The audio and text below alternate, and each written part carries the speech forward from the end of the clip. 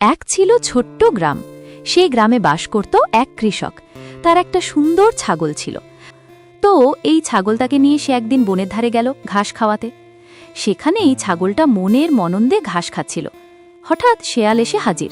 শেয়াল তো ছাগলটাকে দেখে মনে মনে ভাবছে, ইস কি নরম মাংস, আহা।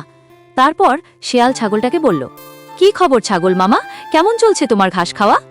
তারপর শেয়ালের মিষ্টি কথায় ভুলে ছাগলটাকে বনের ভেতরের একটা সুন্দর জায়গার কথা বলে।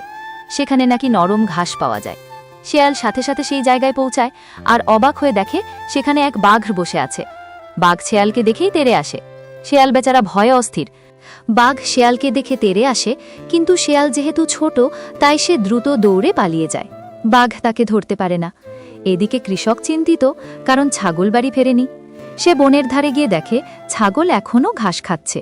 কৃষক ছাগলকে নিয়ে বাড়ি ফেরে আর ভাবে, যাক, আজ একটুর জন্য বিপদ কাটল।